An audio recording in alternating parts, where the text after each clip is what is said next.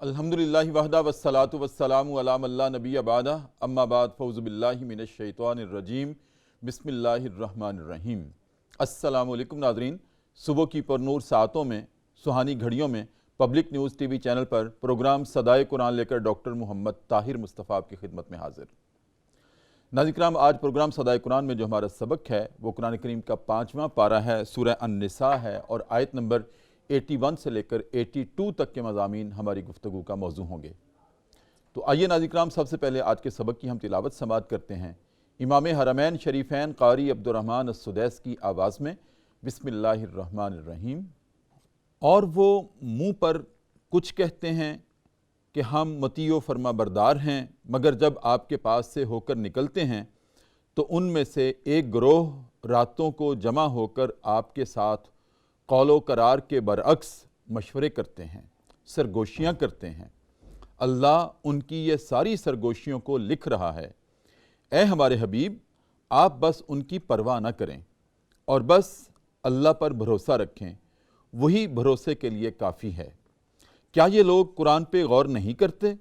اگر یہ اللہ کے علاوہ کسی اور کا کلام ہوتا تو یہ ضرور اس میں تفاوت کو پاتے۔ ناظرین کرام، یہ ہمارا آج کا سبق ہے پروگرام صدائے قرآن میں، اور ابتدا جس بات سے ہو رہی ہے ناظرین کرام وہ یہ ہے کہ اللہ رب العزت نے ان آیات میں منافقین کے رویے کو آشکار کیا ہے کہ وہ ظاہر سے تو آپ نبی کریم صلی اللہ علیہ وسلم کے ساتھ ایمان کا دعویٰ کرتے تھے، آپ کے ساتھ ہونے کا دعویٰ کرتے تھے، لیکن باطن سے وہ آپ کے دشمن تھے اور دین اسلام کے دشمن تھے اور دعوت اسلام کے دشمن تھے، دعوت ایمان کے دشمن تھے۔ ظاہر سے یہ ثابت کرتے تھے نبی کریم صلی اللہ علیہ وسلم کی مجلس میں بیٹھ کر کہ ہم آپ کے ساتھ ہیں، اور جب آپ کے پاس سے اٹھ کر جاتے تھے تو ناظرین کرام اللہ رب العزت نے یہ ظاہر کیا ہے آج کے سبق میں کہ ان میں سے ایک گروہ ایسا تھا جو رات کو اکٹھے مل بیٹھ کر آپ کے خلاف چمگوئیاں کرتا تھا، جو آپ کے ساتھ قول و قرار وہ کر کے جاتے تھے، اس کے برعکس پھر سازشیں کرتے تھے، سرگوشیاں کرتے تھے۔ اور اللہ رب العزت نے ناظرین کرام آج کے سبق میں باشگاف الفاظ میں ارشاد فرمایا ہے کہ ہم ان کی سرگوشیوں کو لکھتے جا رہے تھے۔ اور ناظرین کرام اس کی ایک وجہ تھی کہ ظاہر سے وہ آپ کے ساتھ تھے اور باطن سے آپ کے دشمن۔ وجہ یہ تھی، وہ یہ سمجھتے تھے کہ یہ جو قرآن آپ پر نازل ہو رہا ہے، یہ جو وحی آپ پر نازل ہو رہی ہے، یہ منزل من اللہ نہیں ہے، یہ اللہ کی طرف سے نہیں ہے۔ اس لیے آج کے سبق میں پھر اللہ رب العزت نے یہ بھی ارشاد فرمایا ہے کہ تم قرآن میں غور و فکر کیوں نہیں کرتے، تدبر کیوں نہیں کرتے؟ اگر تم تھوڑا سا غور و فکر کرو تو ہم نے تو چیلنج دے رکھا ہے کہ اگر تم یہ سمجھتے ہو کہ یہ منزل من اللہ نہیں ہے تو لے آؤ اس طرح کی 10 صورتیں بنا کر لے آؤ، اور اگر 10 صورتیں نہیں بنا سکتے تو 3 صورتیں بنا کر لے آؤ، اگر 3 صورتیں بھی نہیں بنا سکتے تو 10 آیات بنا کر لے آؤ، 3 آیات بنا کر لے آؤ۔ لیکن ناظرین کرام یہ آج تک کلام اللہ کا چیلنج برقرار ہے کہ کوئی اس طرح کی ایک صورت، ایک آیت بھی نہیں بنا سکا۔ اور یہ اعجاز ہے، یہ افتخار ہے قرآن کریم کا، یہ فضیلت ہے ناظرین کرام قرآن کریم کی کہ اس جیسا کلام کوئی نہیں بنا سکا۔ اس لیے تو اللہ رب العزت نے آغاز میں ارشاد فرمایا ہے الف لام میم ذالک الکتاب لا ریب فیہ ھدی للمتقین، کہ یہ وہ کتاب ہے جس میں کوئی شک و شبہ نہیں ہے۔ اب شک و شبہ کی نفی کی جا رہی ہے، کس بات کے لیے؟ کہ جو سمجھتا ہے کہ منزل من اللہ نہیں ہے اس کو شک نہیں کرنا چاہیے، یہ منزل من اللہ ہے، یہ اللہ کا کلام ہے۔ ناظرین کرام، اللہ رب العزت نے 23 برس میں اپنے نبی کریم کے لیے اور امت کے لیے فرامین جاری کیے، وقتاً فوقتاً اپنے نبی کے ذریعے سے وہ فرامین اللہ رب العزت نے ہمیں پہنچائے، اور ان فرامین کو جب جمع کیا گیا تو یہ قرآن کریم بن گیا، یہ کلام اللہ بن گیا۔ اب اس کے بعد ناظرین کرام آپ خود غور کریں، کائنات میں کون سی ایسی ہستی ہے کہ جس کے 23 سالہ فرامین کو جمع کیا جائے تو اس طرح کا قرآن بن جائے؟ امپاسبل ہے۔ نبی کریم صلی اللہ علیہ وآلہ وسلم نے جو ارشادات فرمائے وہ تو کلام اللہ کی شرح تھی۔ جب ان کو جمع کیا گیا بخاری شریف بن گئی، مسلم شریف بن گئی، ترمذی شریف بن گئی، ابو داؤد شریف بن گئی۔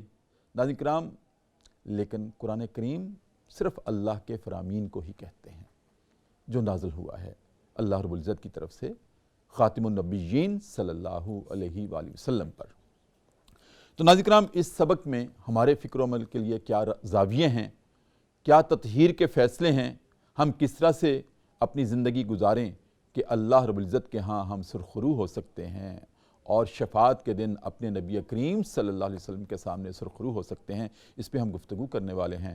اور گفتگو کرنے کے لیے ناظرین کرام میری دائیں جانب جو پروگرام صدائے قرآن کی شخصیت ہیں، آج مہمان وہ آپ کے جانے پہچانے ہیں۔ ماشاءاللہ پروگرام صدائے قرآن کی مستقل زینت ہیں اور پی ایچ ڈی ڈاکٹر ہیں آپ، ماشاءاللہ فاضل اسکالر ہیں۔ دروس قرآن خاص طور پہ یہ ان کی پہچان ہے، ان کی ذات کی خصوصیت ہے، تخصص ہے ان کی ذات کا کہ آپ کے خون میں قرآن کا پیغام پھیلانا، اس کو عام کرنا رچا اور بسا ہوا ہے۔ ناظرین کرام، میری مراد ہے جناب ڈاکٹر حافظ ساجد اقبال۔ ماشاءاللہ اللہ رب العزت نے ناظرین کرام حافظ صاحب کو جوانی میں قرآن حفظ کرنے کی توفیق عطا فرمائی ہے۔ بچپن میں تو ذہن کا کوڑا کاغذ ہوتا ہے، جو لکھ دیں وہاں کندہ ہو جاتا ہے، لیکن زندگی کے جھمیلوں میں کلام اللہ کو اپنے قلب کے اوپر، اپنے ذہن کے اوپر نقش کرنا، ناظرین کرام یہ اللہ کی عطا ہے۔ تو آج پروگرام صدائے قرآن کی زینت ہیں۔ السلام علیکم وعلیکم السلام ورحمۃ اللہ۔ الحمدللہ، آپ خیریت سے؟ اور ناظرین کرام، میری بائیں جانب جو آج شخصیت تشریف فرما ہیں پروگرام صدائے قرآن میں، پہلی مرتبہ تشریف لائے ہیں، میرا ان سے ناظرین کرام بچپن کا تعلق ہے۔ ہم اکٹھے پڑھے ہیں، اسکول میں اکٹھے، کالج میں اکٹھے، پھر یونیورسٹیوں میں ہم اکٹھے۔ ماشاءاللہ بہت ہی صاحب مطالعہ شخصیت ہیں۔ قرآن ان کا خصوصی تخصص کے ساتھ ان کا میں یوں سمجھتا ہوں کہ اوڑھنا بچھونا ہے۔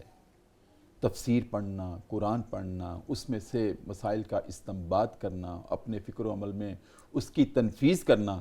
جناب پروفیسر محمد حیات میرے ساتھ تشریف رکھتے ہیں۔ السلام علیکم۔ وعلیکم السلام ورحمۃ اللہ وبرکاتہ۔ کیسے مزاج ہیں؟ اللہ سے ڈاکٹر صاحب آپ سنائیں، ٹھیک ہے؟ الحمدللہ ماشاءاللہ ماشاءاللہ۔ ڈاکٹر حافظ ساجد اقبال، پروگرام کا مقدمہ میں نے آپ کے سامنے رکھا آج کے سبق کا۔ الحمدللہ سورہ نساء پہ ہم آ گئے ہیں، 5واں پارہ ہے اور سورہ نساء بھی آیت نمبر 81 82 ہے آج۔ ماشاءاللہ اللہ رب العزت نے اس پروگرام کو جتنی تحسین عطا فرمائی ہے، میں کہتا ہوں کہ اور حسن عطا کیا ہے کہ پوری دنیا میں یہ اپنی نوعیت کا پہلا پروگرام ہے جو ترتیب سے لفظاً لفظاً سبکن سبکن حرفاً حرفاً چل رہا ہے۔ ڈاکٹر صاحب، آج جو ابتدا میں بات ہوئی ہے اس کے تناظر میں میرا سوال ہے اپنے ناظرین کی رہنمائی کے لیے کہ دیکھیں، آپ صلی اللہ علیہ وسلم کے عہد میں منافقین آپ کے دشمن رہے، کافرین آپ کے دشمن رہے، مشرکین آپ کے دشمن رہے، اور لمحہ بلمحہ آپ کے راستے میں حائل رکاوٹیں کھڑی کی انہوں نے۔ کیا یہ طے ہے کہ جو بھی نبی کریم صلی اللہ علیہ وآلہ وسلم کے راستے پر چلے گا، یا جو حق کے راستے پر چلے گا، یا جو دین کے راستے پر چلے گا، اس کے لیے اسی طرح کی تکالیف آنا ضروری ہے؟ بسم اللہ الرحمن الرحیم۔ محترم ڈاکٹر صاحب، سب سے پہلے تو مبارکباد قبول فرمائیے کہ اس پروگرام کے حوالے سے الحمدللہ جس کا نام صدائے قرآن ہے، اللہ رب العزت اس پروگرام کو اور اس میں تمام آنے والے اور آپ کی ساری صلاحیتوں اور جد و جہد کو اپنی بارگاہ میں قبول و منظور فرمائے۔ آمین۔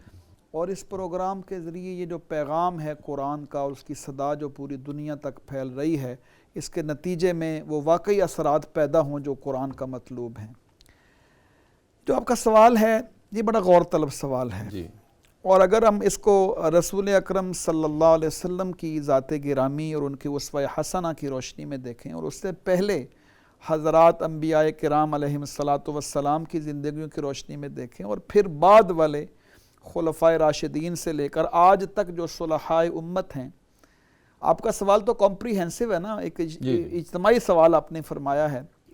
اگر میں اس کا مختصر ترین جواب دوں تو میں جواب ہاں میں دوں گا کہ جی ایسا ہے اور ایسا ضروری ہے۔ یہ کیوں ہے؟ اس کی وجہ ہے، جی جی، اس کی وجہ یہ ہے کہ یہ دنیا جو ہے نا، اللہ رب العزت نے اس دنیا کو، جیسا کہ آقا علیہ الصلوۃ والسلام نے خود اس دنیا کے بارے میں فرمایا کہ دنیا سجن المؤمن و جنت الکافر، یہ دنیا مومن کا قید خانہ ہے اور کافر کے لیے یہ جنت ہے، پھولوں کی سیج ہے، مطلب اس کو سمجھتے ہیں وہ۔ ایک اہل ایمان جو حق کے راستے پر چلے گا، اس راستے پر چلے گا، تو دنیا میں آزمائشیں آنا نشانات منزل ہیں، سبحان اللہ۔ یہ اس کے سامنے بات ہے کہ اس کی منزل درست ہے، وہ صحیح راستے پر ہے۔ کیوں؟ یہ ایک چومکھی لڑائی ہوتی ہے حق کے راستے پر چلنا۔ اوپر سے جب آپ رسول اکرم صلی اللہ علیہ وسلم کی سنت مبارکہ کے مطابق یہ طے کر لیں کہ میں دین کے لیے جد و جہد کروں گا، دین کو غالب کروں گا، دین کے نفاذ کی کوشش کروں گا، دین کو پھیلاؤں گا، تو محترم ڈاکٹر صاحب اس راہ میں جو مشکلات ہیں اس کا تو پر تو ہمیں ہر اس فرد کی زندگی میں نظر آتا ہے جس نے اس راستے کو اختیار کیا ہے، اور یہ نبی کریم صلی اللہ علیہ وسلم کی سنت آپ ذرا ہے۔ اندازہ لگائیں، پہلا فرد جو اس دنیا میں آیا اس نے یہ کلمہ اور علم بلند کیا، اور اس کے ساتھ بھی یہ ساری آزمائشیں موجود تھیں، اور آج کے دور تک ہم ایک تاریخ کے اندر دیکھیں جس نے بھی حق کے اس راستے کو انتخاب کیا ہے، اس کو چنا ہے، یہ جو آزمائشیں ہیں، دیکھیں سر ڈاکٹر صاحب گزارش ہے کہ جو انسان ہوتا ہے نا، انسان کی ایک ایسی نیچر ہے جو بدلتی نہیں ہے، انسان وہی ہے، یہ ہم ٹیکنالوجی بدل گئی، حالات بدل گئے، مسائل بدل گئے، لیکن انسان تو نہیں نا بدلا، جی اس کی فطرت نہیں بدلی، انسان کے اندر نفاق والی چیزیں، کفر والی چیزیں، دیگر بہت ساری چیزیں یہ آج بھی تھیں اور اس وقت بھی تھیں اور یہ موجود رہیں گی قیامت تک۔ یہ جو آقا علیہ الصلوۃ والسلام کی سیرت طیبہ کے سے ہم نے یہ دیکھ رہے ہیں منافقین کے حوالے سے، یہ جو آیات ہیں ذرا اس پر غور کر کے دیکھیے کہ منہ پر آ کے کہتے ہیں وَيَقُولُونَ طَاعَةٌ، ہمارا کام، یہ بالکل محترم ڈاکٹر صاحب یہ وہی الفاظ ہیں جیسے آج کے دور میں کوئی آپ آ کر کہے کہ میں تو نوکر ہوں آپ کا، میں خادم ہوں، میں تو ہوں ہی نوکر۔ ہمارے جو مفسرین ہیں، خاص طور پر جو مفسرین نے جنہیں عربی میں تفاسیر لکھی، انہوں نے اس کے ساتھ ایک اضافہ کیا ہے اس کی تشریح کرتے ہوئے کہ ان کے کہنے کا مقصد یہ تھا وَيَقُولُونَ أَمْرُنَا طَاعَةٌ، ہمارا کام ہی اطاعت کرنا ہے، یعنی کہ ہم مجسم اطاعت ہیں، اب ہمارے بارے میں کیا سمجھتے ہیں، ہم تو اطاعت اور فرما برداری کا نشان ہیں آپ کے لیے، ہمارے بارے میں آپ کو سوچنے کی ضرورت نہیں ہے کہ ہم کوئی آپ کے حکم کی نافرمانی کریں گے یا خلاف ورزی کریں گے۔ اب اندازہ لگائیں کہ آپ کی خدمت میں آ کر اطاعت و فرما برداری کے گن گانے والے اور نعرے لگانے والے، اور ان کی حالت یہ تھی کہ رات کو چھپ چھپ کر مشورے کرتے تھے، جو کہتے تھے اس کی 100% مخالفت، اور سمجھتے یہ تھے کہ کوئی دیکھے گا نہیں۔ اللہ رب العزت نے فرمایا واللہ یکتب ما یبیتون، جو رات کو چھپ چھپ کر تم مشورے کرتے ہو نا، ہم لکھ رہے ہیں، ہم لکھ رہے ہیں، تم سمجھتے ہو کہ پتہ نہیں چلتا، ہم جب نامہ اعمال کے اندر سامنے رکھیں گے اس وقت تمہیں پتہ چلے گا کہ تم سمجھتے تھے کوئی جاننے والا نہیں ہے۔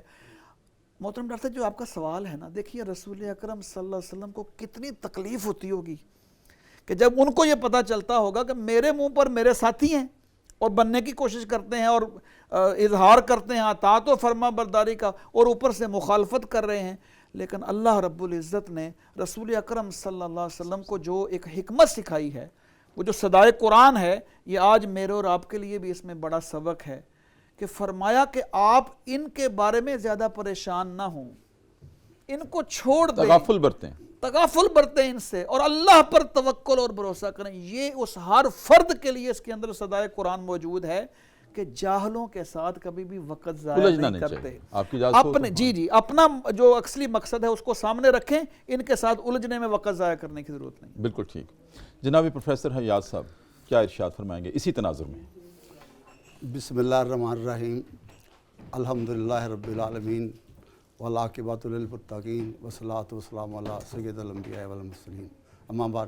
ڈاکٹر صاحب آپ کا سوال جو ہے بہت اچھا ہے، اور سب سے پہلی بات تو یہ ہے کہ یہ صدائے قرآن کا جو پروگرام آپ کا جو اس دور میں، جیسے وہ ایک بڑا شعر تھا اس کا کہ رقیبوں نے ربڑ جا کے لکھوائی تھانے میں، اکبر خدا کا نام لیتا ہے اس زمانے میں۔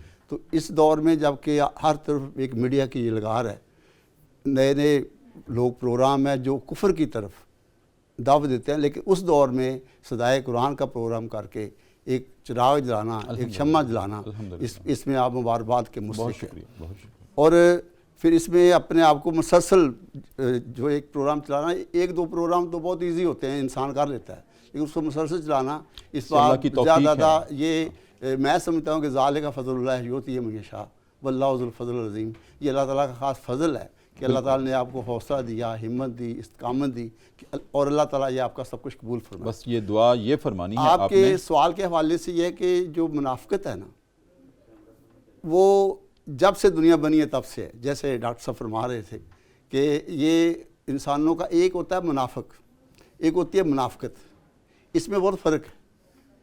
منافق تو وہ انسان ہے نا، اور منافق کیا ایک رویہ ہے پورا۔ جی بالکل۔ اور یہ بھی ان لوگوں کا یہ رویہ تھا رسول عربی صلی اللہ علیہ وسلم کے ساتھ کہ جب وہ جاتے تھے، ظاہر ہے کہ منافقت ہوتی کب ہے؟ جب بندہ کچھ کر نہیں سکتا دوسرے کے مقابلے میں، انہیں یہ تو پتہ کہ اللہ کے رسول ہیں، ہم ان کا کچھ نہیں بگاڑتے، لیکن اس کے باوجود منافقت کرنا، اور ان کا پھر اللہ تعالیٰ نے جیسے اللہ تعالیٰ نے ان کو جو ہے وہ کہہ لے کہ پھر رسول عربی صلی اللہ علیہ وسلم کو یہ حکم دینا کہ ان سے آپ، کیونکہ نبی کا جو مقصد ہوتا ہے جب سارے انبیاء کرام کا، وہ الجھنا نہیں ہے، وہ اگر ایک راستے میں رکھا اور اس کو وہاں سے انہوں نے گزر جانا، کیونکہ انہوں نے ہدایت دینی ہے لوگوں کو۔ اگر نبی پاک صلی اللہ علیہ وسلم یا دوسرے انبیاء کرام، جیسے آپ نے فرمایا کہ وہ لوگ جس نے بھی کبھی حق کی آواز کی، حق کا ہوکا بلند کیا، جس نے سچائی کی طرف بلایا، جس نے کہا اللہ ایک ہے، تو ہمیشہ لوگوں نے اس کو ستایا۔ آپ صلی اللہ علیہ وسلم سے ساتھ بھی دیکھ لیں شروع میں کہ جب آپ نے کوئی صفحہ پہ کھڑے ہو کے کہا، اس سے پہلے وہی لوگ آپ کو صادق اور امین کہتے تھے، وہی لوگ آپ کے پاس آگے اپنی امانتیں رکھتے تھے، اور وہ کہتے تھے کہ آج سب سے پہلے نبی صلی اللہ علیہ وسلم نے کوئی صفحہ پر اپنی سیرت کی گواہی لی کہ میں نے تمہارے درمیان 40 سال گزارے ہیں۔ 40 سال، شاید سر بہت عرصہ ہوتا ہے ڈاکٹر صاحب، ایک دو دن نہیں ہے، 40 سال، اس دوران مجھے کیسا پایا؟ یہ بہت بہت بڑی بات تھی، اور سب نے کہا کہ ہم نے تمہیں سچا ایماندار پایا۔ لیکن جب بات ہوئی ایک اللہ کی، اگر مجھے سچا مانتے تو پھر قولوا لا الہ الا اللہ تفلحون، تو مسئلہ کب سے بنا؟ جب انہوں نے ایک اللہ کی طرف دعوت دی۔ اور جب سے دنیا بنی ہے، جس نے بھی، کیونکہ اس کائنات کی سب سے بڑی سچائی میں نے جو پڑھا ہے، اللہ تعالیٰ فرماتے ہیں کہ لیس البر ان تولوا وجوہکم قبل المشرق والمغرب ولکن البر من آمن باللہ۔ صحیح۔ اس کائنات کی سب سے بڑی سچائی جو ہے اللہ پر ایمان ہے، اور جس نے بھی اللہ پر ایمان کی دعوت دی ہے، اللہ کے ایک ہونے کی دعوت دی ہے، کوئی ایسا ایک بندہ بھی نہیں ہے جس کو حضرت ذکر علیہ السلام کو آرے سے چیر دیا گیا، یا علیہ السلام کو، کتنے 400 انبیاء کرام کو جو انہوں نے شہید کیا بنی اسرائیل والوں نے، اور نبی پاک صلی اللہ علیہ وسلم کا کوئی ایسا دکھ، کوئی ایسا تکلیف جو آپ صلی اللہ علیہ وسلم کو نہ پہنچائی گئی ہو۔ اور پھر ان کا مشورے اصل میں جو کرتے تھے نا منافقین، میں سوچتا ہوں کبھی کبھی یہ ان کی ایک طرح سے کمزوری ہے، کیونکہ وہ یہ سمجھتے تھے کہ ہم جس کو اللہ تعالیٰ نے سراج منیر بنا کر بھیجا ہے، تو اس کو ہم اس کا کچھ نہیں بگاڑ سکتے، اور الحمدللہ نور خدا ہے، کفر کی حرکت پہ خندہ زن، پھونکوں سے یہ چراغ بجھایا نہ جائے گا۔ تو آج بھی ہمارا جو ہم من حیث القوم جو ہے، میں نے پہلے عرض کیا جیسے آپ نے بھی اپنے ابتدائیہ میں فرمایا کہ یہ جب سے دنیا بنی ہے نا، ازل سے اب تک یہ منافق اور منافقت رہنی ہے، لیکن ہم نے اس میں جیسے تقویٰ کہتے ہیں، تقویٰ کہ دنیا ایک خاردہ راستہ ہے، کانٹوں بھرا راستہ ہے، اس سے اپنے دامن کو بچاتے ہوئے گزر جانا، اور یہی انبیاء کرام کو ہے کہ آپ نے یہاں سے گزرنا ہے، آپ نے کے ساتھ الجھنا نہیں ہے۔ جیسے قرآن کہتا ہے فیضا خاطبہم الجاہلون قالوا سلاما، وہ ان سے گزر جاتے ہیں، اور یہی انبیاء کرام کا ہے۔ پھر ان کو ایک اللہ تعالیٰ جو اپنے نبی کو سپورٹ بھی فراہم کرتے ہیں، وَكَفَىٰ بِاللَّهِ شَهِيدًا۔ جی بالکل ٹھیک کہ آپ کی اجازت سے ایک وقفہ لینا ہے مجھے، اور اس کے بعد دوبارہ آپ سے انشاءاللہ ہم کلام ہوتے ہیں۔ ناظرین کرام، بہت خوبصورت گفتگو ہے، اور آج کا سبق جو ہے اس کا پہلا سوال ہی میں نے یہ رکھا تھا کہ کیا یہ ضروری ہے کہ جو بھی اپنے نبی کریم صلی اللہ علیہ وسلم کے راستے پر چلے گا، حق پر چلے گا، ایمان کے راستے پر چلے گا، عدل کے راستے پر چلے گا، اس کو تکالیف ضرور آتی ہیں۔ ہم مشاہدہ کرتے ہیں، اور انبیاء کا پورا اسوہ ہمارے سامنے ہے کہ نبی کریم صلی اللہ علیہ وسلم فرمایا کرتے تھے تمام انبیاء کو ستایا گیا، اور مجھ محمد اکیلے کو اتنا ستایا گیا کہ تمام انبیاء سے بھی زیادہ۔ اور آج بھی ہم یہ مشاہدہ کرتے ہیں کہ جو بھی حق کی بات کرتا ہے اس کے خلاف سازشیں ہیں، رکاوٹیں ہیں، مصائب ہیں، آلام ہیں، یہ کیوں ہے؟ تو بنیادی وجہ یہی ہے کہ ناظرین کرام یہ انبیاء کی سنت بھی ہے۔ ہم دیکھیں کہ اگر نبی کریم کو مصائب آئے اور مجھے حق کے راستے میں مصائب آتے ہیں تو مجھے اس پہ فکر مند نہیں ہونا چاہیے، پریشان نہیں ہونا چاہیے، مجھے تو خوش ہونا چاہیے کہ وہی حالات جو میرے نبی کے ساتھ آئے تھے وہی میرے ساتھ آنے لگے ہیں۔ اس کو تو خندہ پیشانی سے قبول کرنا چاہیے، اور پھر یہ بھی دیکھنا چاہیے ناظرین کرام کہ جو حق کا راستہ ہے، جو ڈاکٹر ساجد اقبال کہہ رہے تھے نا کہ منافقین کے لیے جو اہل ایمان ہیں ان کے لیے یہ دنیا قید خانہ ہے، اور کافرین کے لیے وہ سمجھتے ہیں کہ یہ ہمارے لیے پھولوں کی سیج ہے۔ اصل میں پھولوں کی سیج تو اہل ایمان کے لیے ہے۔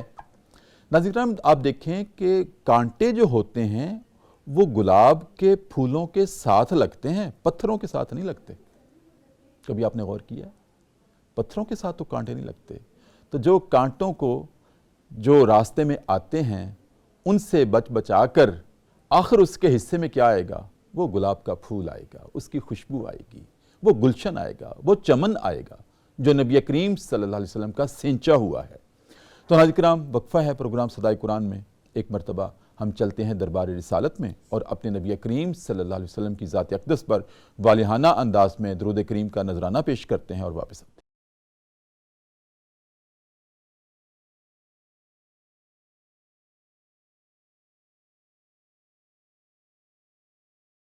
وقفے کے بعد ناظرین کرام دوبارہ آپ کی خدمت میں حاضر ہیں۔ صبح کی پر نور سے آتے ہیں، public news T V channel ہے، ہمارا پروگرام ہے صدائے قرآن، اور الحمدللہ رب العالمین ناظرین کرام صدائے قرآن نے جو سفر الحمد سے شروع کیا تھا، آج ہم پہنچے ہیں قرآن کریم کا 5واں پارہ ہے، سورہ النساء ہے، اور آیت نمبر 81 اور 82 سورہ نساء کی ہماری گفتگو کا موضوع ہے۔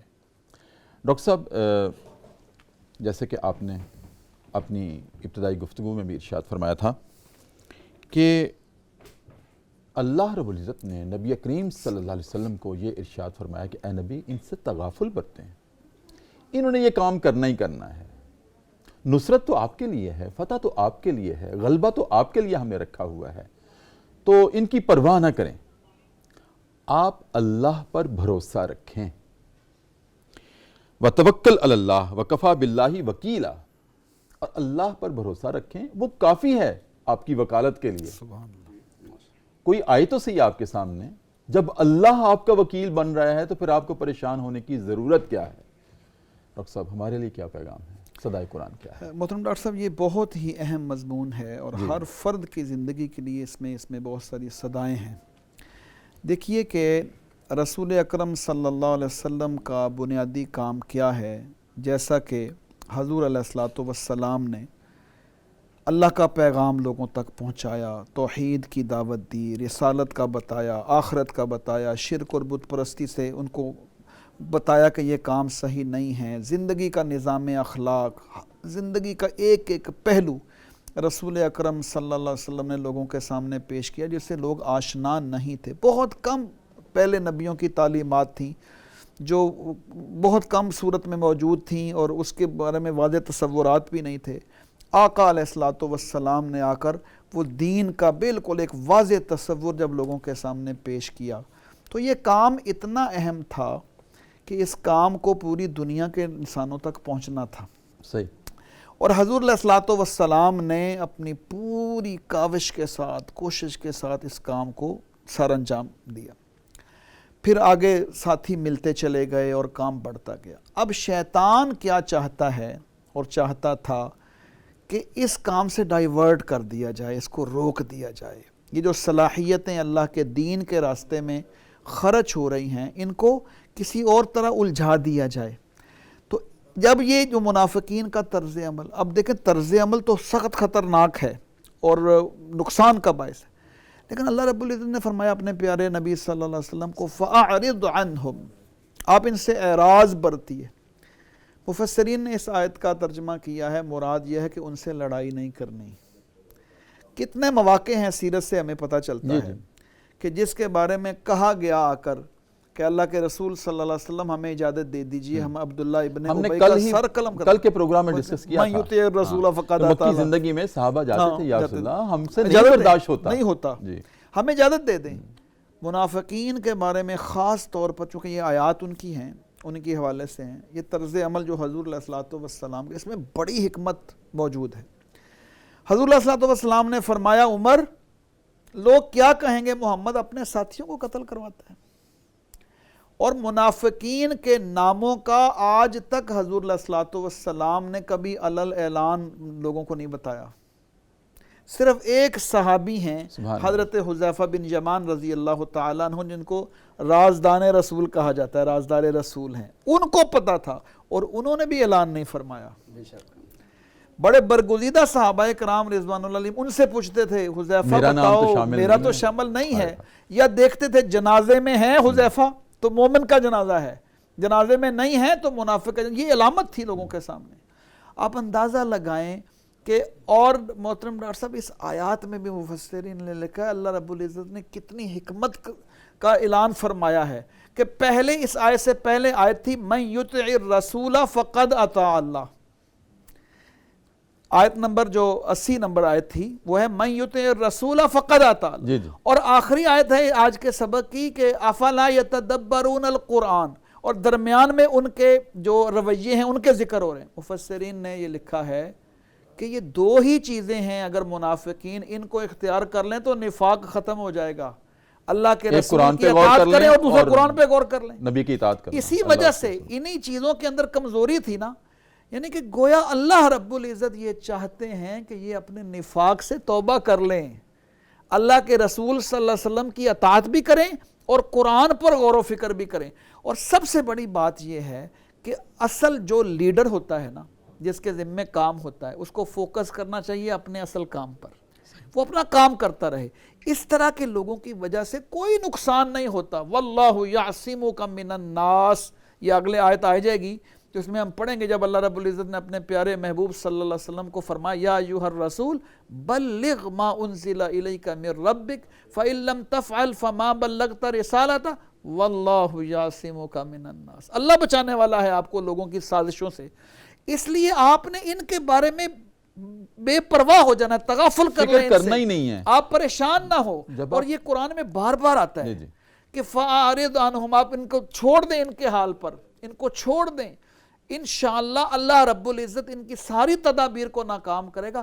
آپ نے اپنے کام پر فوکس رکھنا جو بہت بڑا کام ہے، بہت بڑا مشن، جو اصل نظریہ ہے، اصل کار نبوت ہے، آپ اپنا کام کرتے رہیں۔ یہ تو اس کی نصرت آپ کو آتی رہے گی، اللہ تو آپ کو دشمنوں کے بیچ میں سے نکال لے گا۔ اللہ نے کیسے بچایا، کتنی مثالیں موجود ہیں، تلوار سامنے تھی، اللہ رب العزت بچانے والا ہے۔ غار ثور کی مثال آپ دیکھیں، آپ دیکھیں ہجرت کے سفر میں، ہجرت کے سفر میں درمیان میں کتنی چیزیں، اللہ واللہ یعصمک من الناس، اللہ بچانے والا۔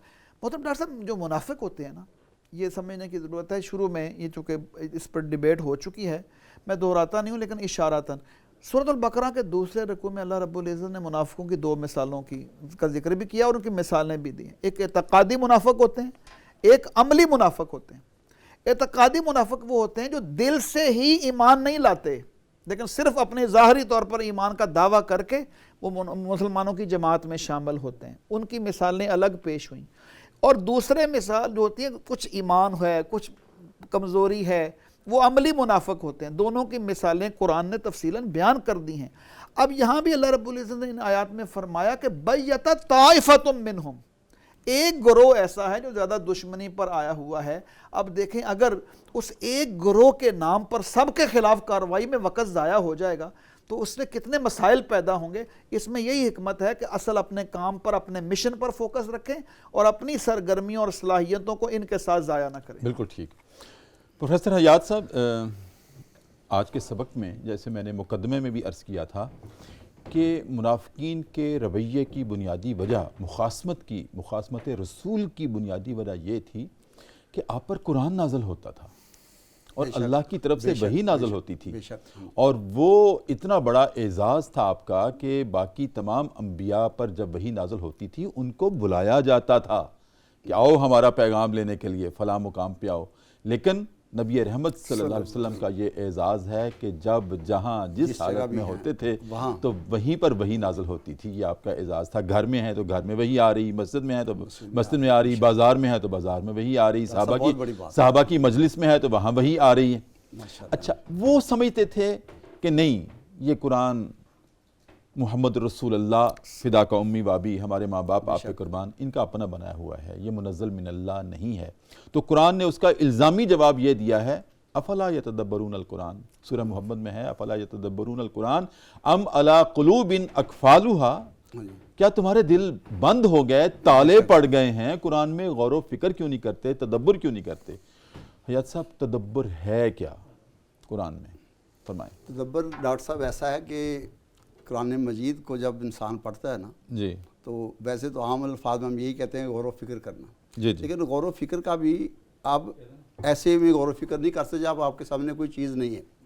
اصل میں پہلے قرآن مجید کو ہم کہتے ہیں اس کو آپ سیکھیں. قرآن مجید کو سیکھنا ایک سیکھنے کا عمل, ایک ہے پڑھنا, ہاں, ایک ہے سیکھنا. پہلے پڑھنا پھر سیکھنا. پھر اس کو ہم کہتے ہیں کہ چونکہ ہماری مادری زبان جو ہے یا ہماری ڈاکٹر زبان جو ہے وہ عربی نہیں ہے, جی جی, ہم نے اس کو عربی کو سمجھنا ہے. پھر سمجھنے کے بعد جب قرآن مجید انسان پڑھتا ہے, کوئی بھی, میں پڑھتا ہوں, آپ پڑھتے ہیں, ڈاکٹر صاحب پڑھتے ہیں, ہمیں جب اس کا پتہ چل رہا ہے کہ قرآن کیا کہتا ہے, قرآن مجھ سے مخاطب ہے, کیا کہتا ہے. جیسے امام غزالی رحمۃ اللہ فرماتے ہیں کہ جب میں نے سمجھا کہ قرآن مجھ سے مخاطب ہے تو پھر تب مجھے سمجھ آئی. جب ہمیں پتہ چلے گا کہ عربی پڑھتے ہوئے جب پتہ چلے گا قرآن میں یہ کہہ رہا ہے, اس سمجھنے کو اس کے بعد پھر غور و فکر کرنا کہ اللہ تعالیٰ نے فرمایا کہ بھئی غور و فکر اپنے آپ میں جیسے میڈیٹیشن جسے ہم کہتے ہیں, اور میرے پاس ایک معمول جو ہم کہتے ہیں کہ غارِ حرا میں جانا, یہ بھی ایک طرح سوچ بچار تھی اس وقت کے حالات میں. غور و فکر کرنے کے لیے بہت سے زاویے ہیں فیصل صاحب, ایک منٹ میری بات عرض کروں گا کہ غور و فکر کے بہت سارے زاویے ہیں, تدبر کے بہت سارے زاویے ہیں. سب سے پہلے تو انسان یہ سوچے کہ میری تخلیق کیسے اور کہاں ہوئی ہے اور کس نے کی ہے, وہ اللہ کی ذات تک پہنچ جائے گا. صحیح ہے, بالکل صحیح ہے. پھر دیکھے کہ کیونکہ قرآن نے جو دعوت غور و فکر دی ہے نا, وہ انفس و آفاق کی دی ہے.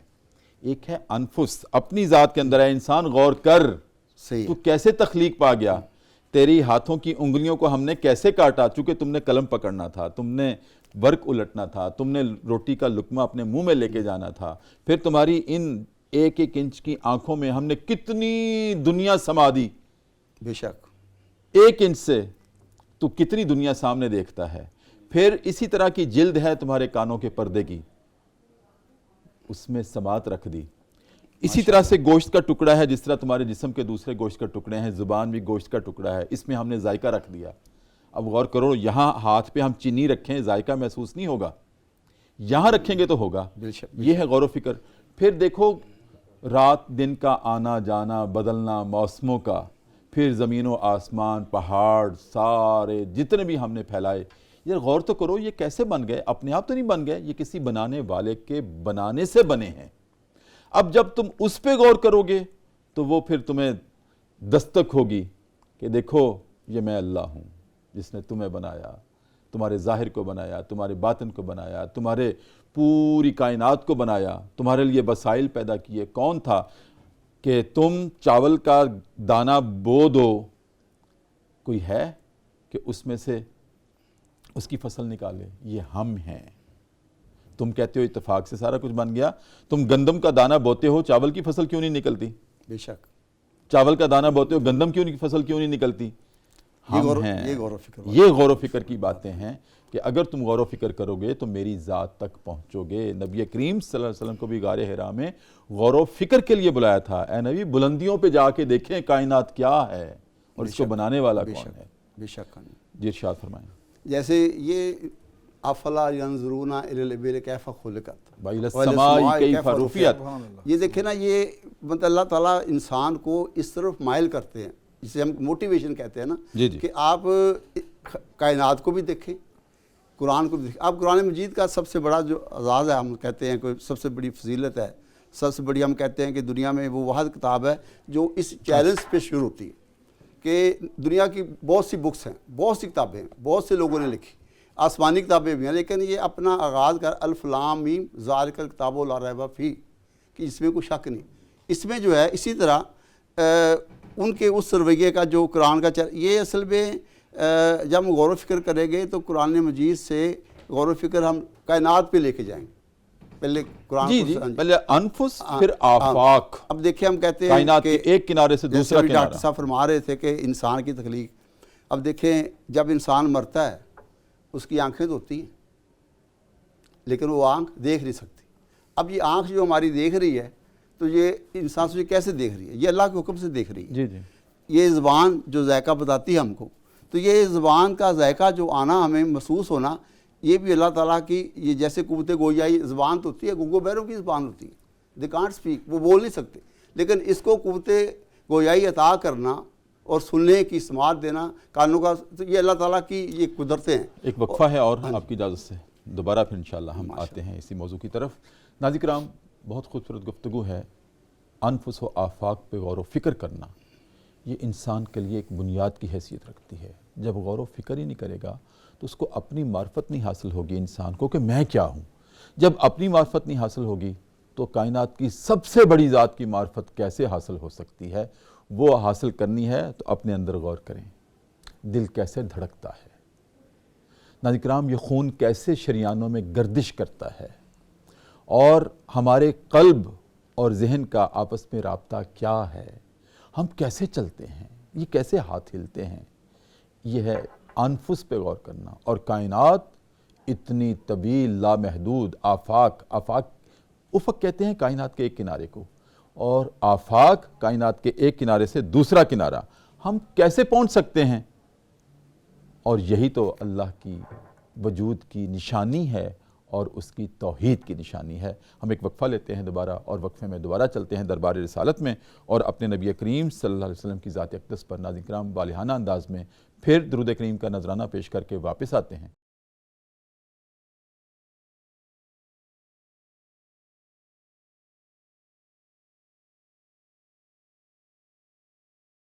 وقفے کے بعد ناظرین کرام دوبارہ آپ کی خدمت میں حاضر ہیں. صبح کی پرنور سے آتے ہیں. Public news T V channel ہے. ہمارا پروگرام ہے صدائے قرآن، اور 5واں پارہ ہے، سورہ النساء ہے، آیت نمبر 81 اور 82 ناظرین کرام آج ہماری گفتگو کا موضوع ہیں، جس میں سب سے پہلے تو اللہ رب العزت نے اپنے نبی کریم صلی اللہ علیہ وسلم کو تسلی اور تشفی دی کہ اے ہمارے حبیب، گھبرانا نہیں ہے، ہم آپ کے ساتھ ہیں نا.